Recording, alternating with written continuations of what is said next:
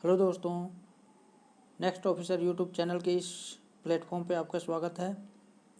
आज का वीडियो उन सभी छात्रों के लिए महत्वपूर्ण होने वाला है जो सिविल सर्विसेज एग्ज़ाम की तैयारी कर रहे हैं। यह वीडियो उन सभी दोस्तों के लिए जो जेपीएससी, बीपीएससी या यूपीएससी या यूपीपीसीएस की तैयारी कर रहे हैं, उन सभी के लिए बहुत ही खास होने वाला है, क्योंकि आज का ये वीडियो है यह सिविल सर्विसेज एग्ज़ाम का जो मुख्य परीक्षा होता है मेंस, उस पर आधारित है। तो दोस्तों, आज का जो चैप्टर है वो मौर्य कला के ऊपर है। मौर्य कला, मौर्य वंश का जो है ये बहुत ही महत्वपूर्ण बहुत ही महत्वपूर्ण प्रश्न यहाँ से पूछा जाता है और हर एग्ज़ाम में यहाँ से प्रश्न बनता ही बनता है। तो आइए शुरू करते हैं आज का महत्वपूर्ण क्लासेस। दोस्तों, शुरू करने से पहले बता दूं कि अगर आप इस चैनल पर नए हैं तो इस चैनल को सब्सक्राइब करके साथ में बेल आइकन को भी प्रेस कर दीजिएगा, क्योंकि यहाँ प्रत्येक दिन मुख्य परीक्षा से संबंधित जो प्रश्न बनते हैं उसके प्रश्नों को यहाँ पर आपके सामने लाने का प्रयास करता हूँ। तो आइए शुरू करते हैं आज का महत्वपूर्ण। आज का जो विषय है वो मौर्य कला है कि मौर्य कला के बारे में समझेंगे, इसका सामान्य परिचय देंगे, कला का विभिन्न रूप क्या है उसको देखने के प्रयास करेंगे, साथ अंत में इसकी समीक्षा करेंगे। तो दोस्तों, ये है मौर्य कला, इसका परिचय, कला के विभिन्न रूप कौन कौन से हैं, समीक्षा देखेंगे। तो इसको सबसे पहले सामान्य परिचय देंगे, इसके बाद कला के विभिन्न रूप क्या क्या हैं। तो इसको हमने दो भागों में बांटा है, एक प्रमुख एक अन्य। प्रमुख जो भाग है इसमें स्थापत्य कला और मूर्ति कला दो भागों में बांटा गया है, और जो इसका जो कला के विभिन्न रूप का जो अन्य भाग है इसमें मृदभंड और घेड़ेदार कुएं को बांटा गया है। इसके बाद है कि जो कला का जो विभिन्न रूप है उसमें स्थापत्य कला और मूर्ति कला। तो स्थापत्य कला को चार भागों में देखेंगे हम, राजप्रसाद, स्तंभ, स्तूप, विहार, ये चारों भागों को विस्तार से देखेंगे। और इसके जो दूसरे भाग है मूर्ति कला, मूर्ति कला में स्तंभ के ऊपर जो राजकीय कला है और स्वतंत्र रूप जो लोक कला कहलाता है, इसको देखेंगे, इस पर चर्चा करेंगे। तो आइए देखते हैं परिचय। मौर्य कला का परिचय किस प्रकार देंगे इसको समझने का प्रयास करेंगे। तो इसमें हमने दिया है कि कला किसी काल के मानवीय कल्पनाओं के मूर्त रूप को प्रदर्शित करता है। भारतीय इतिहास में कला परंपरा का विकास सिंधु घाटी सभ्यता से ही प्रारंभ हुआ, परंतु अस्थायी एवं निरंतर कला परंपरा का विकास मौर्य कला से ही माना जाता है, क्योंकि मौर्य कला से पूर्व लकड़ी एवं मिट्टी के कला रूपों का विकास हुआ जिसमें निरंतरता का अभाव रहा। आगे इसमें मौर्य कला शैली जहां स्थानीय एवं भारतीय परंपरा शैली एवं विदेशी ईरानी शैली को सम्मिलित रूप से प्रदर्शित करते हैं, जबकि इस पर कहां तक ईरानी प्रभाव है यह एक विमर्श का विषय है। कला समीक्षकों के अनुसार मौर्य काल में समृद्ध राजनीतिक स्थिति में कला के विविध रूपों का विकास हुआ। राजकीय संरक्षण में जहां स्थापत्य कला को प्रधानता दी गई, वहीं स्थानीय लोक कला में मूर्ति कला का अभूतपूर्व विकास हुआ। तो दोस्तों, ये था अभी तक का सामान्य मौर्य काल का सामान्य परिचय। अब इसका स्थापत्य कला, इसका जो कला का कौन कौन सा विभिन्न रूप है उसके बारे में समझने का प्रयास करेंगे। पहला है कि स्थापत्य कला। तो शक्तिशाली केंद्रीय शासन व्यवस्था के दौरान स्थापत्य कला के विविध रूप राजप्रसाद, स्तंभ, स्तूप एवं विहार का अभूतपूर्व विकास हुआ। तो यहाँ पे क्या है कि राजप्रसाद, स्तंभ, स्तूप और विहार, ये इसके बारे में समझेंगे। राजप्रसाद, मौर्य काल में चंद्रगुप्त मौर्य द्वारा निर्मित राजप्रसाद, जो कि पाटलिपुत्र में स्थित है, पटना में, इस अपनी भव्यता के लिए प्रसिद्ध था। 80 स्तंभों वाला सभा भवन, लकड़ी के फर्श एवं छत, 140 फीट लंबा एवं 120 फीट चौड़ा राजप्रसाद की प्रमुख विशेषता थी। तो दोस्तों इसका आपको थोड़ा देना है कि 80 स्तंभों वाला सभा भवन जो है वो कितनी लंबाई चौड़ी थी, उसके डायमेंशन को अगर आप लिखते हैं तो आप अच्छा स्कोर भी कर सकते हैं। यूनानी यात्री एरियन ने इसकी भव्यता की तुलना सुसा एवं एक बतना मध्य एशिया के राजप्रासादों से की है। चीनी यात्री फहियान ने तो इसकी तुलना देवताओं द्वारा निर्मित राजप्रासाद से की है। मेगास्थनीज ने पाटलिपुत्र नगर की विशेषताओं का वर्णन किया है। इसके बाद है सेकंड नंबर पे स्तंभ।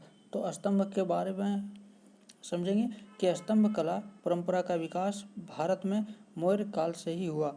अशोक ने इसका निर्माण मुख्यतः धर्म के प्रचार प्रसार के लिए करवाया और भारतीय उपमहाद्वीप के विभिन्न भागों में स्थापित करवाया। इन स्तंभों की जो प्रमुख विशेषता, कौन सा स्तंभ अशोक द्वारा जो निर्माण किया गया था धम्म, उसकी प्रमुख उन स्तंभों की प्रमुख विशेषताएं हैं। अब क्या है विशेषताएं, उस विशेषताओं को भी थोड़ा समझने का प्रयास करेंगे।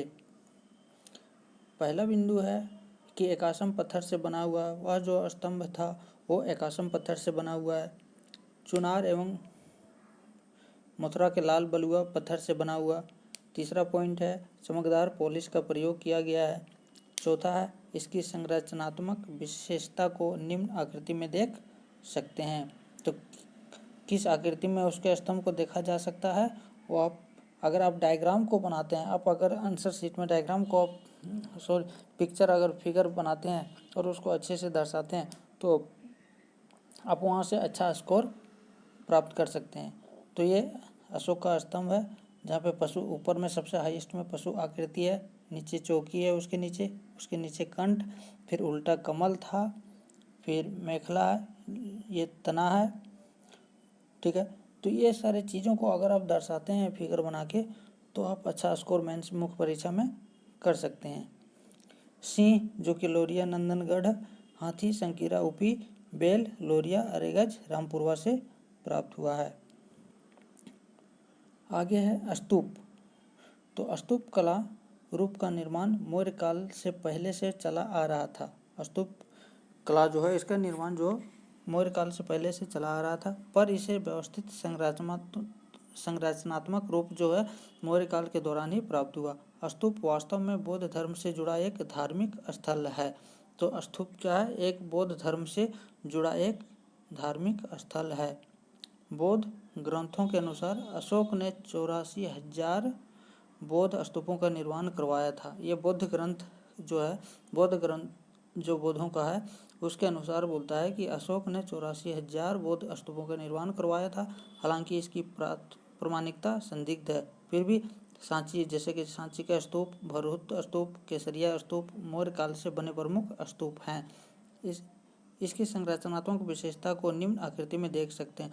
और जो सांची स्तूप, भरहुत स्तूप है, इसकी जो संरचनात्मक क्या क्या विशेषता थी, किस प्रकार दिखते थे स्तूप, तो इसको इस आकृति में देख सकते हैं। अगर आप फिगर बनाते हैं मेंस में और उसको अच्छे से डायग्राम को आप उसको दर्शाते हैं तो एक अच्छा मार्क्स आप हासिल कर सकते हैं।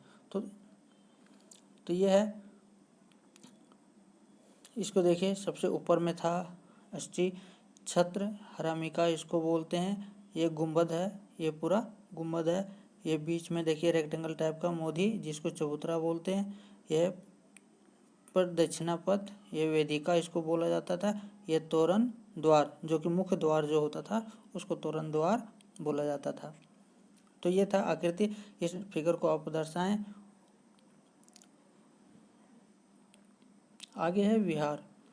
ठीक है, तो विहार मुख्यतः भिक्षुओं के निवास केंद्र होते थे। ये जो विहार है ये क्या है, ये पटना बिहार नहीं, ये विहार, ये जो है भिक्षु जो साधु संत होते थे उनका निवास केंद्र होते थे। मौर्य काल में पहाड़ों को काटकर गुफा विहारों का निर्माण कराया गया। गया के बराबर एवं नागार्जुन पहाड़ों में गुफा विहार का प्रमाण मिलते हैं। जो गया की बराबर की जो पहाड़ी है और नागार्जुन पहाड़ी है वहाँ पर भी गुफा विहार का प्रमाण मिलता है। इसका निर्माण मुख्यतः अशोक एवं उसके पौत्र दशरथ ने करवाया था। तो ये नाम आपको याद रखने हैं। सुदामा, कर्ण चौपार, गोपी, वर्थिका, विश्व झोपड़ी आदि इन गुहा विहारों के उदाहरण हैं। तो दोस्तों कुछ एग्जाम्पल भी अपना आपको रखना है कि जैसे सुदामा हो गया, कर्ण चौपार, गोपी, वर्थिका, विश्व झोपड़ी आदि जो है इन गुहा विहारों का उदाहरण है। इससे आप अच्छा मार्क्स हासिल कर सकते हैं। ये गुहा विहार वर्गाकार एवं आयताकार रूप में बने थे, जिनके दीवारों एवं छत पर चमकदार पॉलिश किया गया था। तो ये विहार था, ये था स्थापत्य कला। अब सेकंड पार्ट है दोस्तों मूर्ति कला। तो मूर्ति कला में इसके क्या क्या विशेषता थी मौर्य काल की, उसको देखने का प्रयास करेंगे। मौर्य काल के दौरान मूर्ति कला के रूप में भी कला का अभूतपूर्व विकास हुआ। इस काल में विकसित मूर्ति कला को दो वर्गों में विभाजित कर देखा जा सकता है। कौन कौन से दो भागों में विभाजित किया जा सकता है? तो एक है स्तंभ के ऊपर पहला जो भाग है वो है स्तंभ के ऊपर। स्तंभ के ऊपर मूर्ति कला का विकास राजकीय संरक्षण में हुआ। स्तंभ के ऊपर मूर्ति कला का विकास राजकीय संरक्षण में हुआ। इसमें मुख्यतः पशुओं की आकृति की प्रधानता दी गई। सिंह, हाथी, बैल आदि प्रमुख थे। इसमें सबसे प्रसिद्ध शेर की मूर्ति है जो सारनाथ स्तंभ से प्राप्त हुई है। 4 शेरों की एक कलात्मक मूर्ति कला के अद्भुत रूप को प्रदर्शित करते हैं। इसकी सबसे बड़ी विशेषता यह है कि स्वतंत्रता के उपरांत इस शेर आकृति को राष्ट्रीय चिन्ह के रूप में अपनाया गया तथा इसके नीचे अंकित 24 तीलियों वाला चक्र को राष्ट्रीय ध्वज के मध्य अंकित किया गया है। तो इसको आपको लिखना जरूरी है, इसको ध्यान में रखिएगा।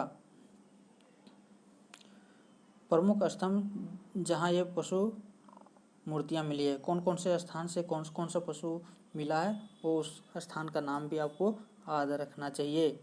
सिंह कहाँ से मिला है? लोरिया नंदनगढ़ सारनाथ से। हाथी संकिसा से। बैल लोरिया अलीगढ़ रामपुरवा से। तो इस स्थान से हाथी, बैल, सिंह मिले हुए हैं। तो इस स्थान का नाम आप याद रखें। दूसरा पार्ट है स्वतंत्र रूप से विकसित मूर्तियाँ। अभी हमने देखा पहला पार्ट कि स्तंभ के ऊपर, और दूसरा जो भाग है पार्ट है वो क्या है? स्वतंत्र रूप से विकसित मूर्ति कला। केंद्रीय संरक्षण के अतिरिक्त मौर्य काल में स्थानीय स्तर पर भी मूर्ति कला का अभूतपूर्व विकास हुआ। स्थानीय स्तर पर निर्मित अच्छियों की मूर्ति लोक प्रतीकों का सूचक थी जो आगे चलकर देवी देवताओं के रूप में विकसित हुई। कलात्मक रूप से निर्मित ये मूर्तियाँ अपने आप में जीवंत प्रतीत होती है। इन पर की गई चमकदार पॉलिश इन्हें और सुंदर रूप प्रदान करते हैं। इनके प्रमुख साक्ष्यों के निम्नलिखित रूप से देखा जा सकता है। तो कौन कौन से साक्ष्य देखे जा सकते हैं? दीदारगंज पटना अछीनी की मूर्तियाँ, बुलंदीबाग पटना में है जो नारी एवं बालक की मूर्तियाँ, लोहानीपुर पटना में जैन तीर्थंकर की मूर्ति, परखम मथुरा जो कि अच्छे की मूर्ति। तो ये सारे देखे जा सकते हैं। एक है धौली जो कि उड़ीसा में है। धौली से क्या प्राप्त हुआ था? हाथी की मूर्तियाँ। अन्य भाग इसका देखेंगे, अन्य भाग में क्या हम लोग देंगे उसको देखने का प्रयास कर सकते हैं कि स्थापत्य एवं मूर्ति कला के अतिरिक्त स्थानीय स्तर पर कला के अन्य रूपों का भी विकास हुआ। मौर्य काल के दौरान निर्मित मृदभांड के कई अवशेष बिहार एवं भारत के अन्य भागों से प्राप्त हुए हैं। मौर्य काल में निर्मित ऊपरी काली पॉलिश मृदभांड कला के सुंदर रूप को प्रदर्शित करते हैं। इसके अतिरिक्त स्थानीय स्तर पर निर्मित घेरेदार कुएं भी कला के विशेष रूप को प्रदर्शित करते हैं। अब इसका जो है मौर्य कला का जो विशेषता है इसकी कुछ आलोचना भी हैं। तो उस आलोचना को एग्जाम में पूछे जाते हैं कि इसकी विशेषता के साथ साथ आप आलोचना को भी लिखें। तो इसकी क्या क्या आलोचना है, क्या क्या ये नेगेटिव पॉइंट है मौर्य कला का, उसको देखने का प्रयास करेंगे। पहला पॉइंट है कि कुछ प्रसिद्ध विद्वान जॉन मार्शल, पारसी ब्राउन आदि मौर्य कला को ईरानी कला के देन के रूप में मानते हैं। तो ये इसका नेगेटिव पॉइंट है। मौर्यकालीन राजप्रसाद को ईरान के अखमीनिया वंश द्वारा निर्मित राजप्रसाद की नकल मानते हैं। तो ये पॉइंट आपको ध्यान में रखने चाहिए। मौर्य काल में शुरू स्तंभ परंपरा की भी ईरानी स्तंभ परंपरा की नकल मानते हैं। अब कुछ दोस्तों मौर्य कला और ईरानी कला, ठीक है, इन दोनों में क्या अंतर है इसका कुछ समीक्षा करेंगे। राजप्रसाद में लकड़ी एवं पत्थर का प्रयोग होता था मौर्य कला में, जबकि ईरानी कला में पत्थर का प्रयोग होता था। स्तंभ मौर्य कला में क्या है, स्तंभ एकाश्म पत्थर से निर्मित होता था, जबकि ईरानी कला में जो स्तंभ था एक कई पत्थरों को जोड़कर बनाया गया था। तीसरा पॉइंट है कि मौर्य कला में स्तंभ सपाट एवं चिकने होते थे, जबकि ईरानी कला में दरारीदार होते थे, मतलब खुरदरा टाइप का। मौर्य कला में स्तंभ के ऊपर उल्टा कमल है, जबकि ईरानी जो कला है इसमें स्तंभ के ऊपर उल्टा घंटी है। यहाँ उल्टा कमल है, यहाँ उल्टा घंटी है। तो मौर्य कला और ईरानी कला में क्या अंतर है, इसको आपको ध्यान रखिएगा। अगला पॉइंट है कि स्तंभ के ऊपर पशु आकृति है मौर्य कला में, जबकि ईरानी कला में स्तंभ के ऊपर मानव की आकृति है। तो ये डिफरेंस आपको ध्यान रखने चाहिए। स्तंभ के ऊपर चौकीदार आधार का अभाव, जबकि ईरानी कला में स्तंभ के नीचे चौकी का आधार दिया गया है। तो ये आपने फिगर में भी देखा स्तंभ का, उसमें आप देखिए चौकी का ईरानी कला में था, जबकि जो मौर्य कला है उसमें नहीं है आधार। लास्ट में अब हम समीक्षा और निष्कर्ष के बारे में जानने का प्रयास करेंगे कि मौर्य कला की समीक्षा कैसे दें। तो मौर्य काल भारतीय इतिहास में राजनीतिक एकीकरण के दौर का प्रारंभिक बिंदु माना जाता है। ठीक उसी प्रकार मौर्य काल में विकसित मौर्य कला भारतीय कला परंपरा का प्रस्थान बिंदु है। इस काल के दौरान विकसित कला परंपरा आज भी कला प्रेमियों के मध्य प्रेरणा का विषय बना हुआ है। तो दोस्तों ये था आज का महत्वपूर्ण चैप्टर, महत्वपूर्ण मौर्य कला का जो विशेषताएं क्या क्या हैं, उसकी आलोचनाएं क्या क्या हैं। ये प्रश्न हर बार किसी न किसी एग्जाम में पूछा ही जाता है। तो दोस्तों आज के इस वीडियो को यहीं अंत करते हैं, फिर मिलते हैं अगले वीडियो में। आप नए हैं तो चैनल को सब्सक्राइब करके बेल आइकन को प्रेस कर दीजिएगा, जिससे आने वाला हर वीडियो का नोटिफिकेशन आपके पास मिले। साथ ही अपने दोस्तों के साथ शेयर भी कीजिएगा। थैंक यू दोस्तों, जय हिंद।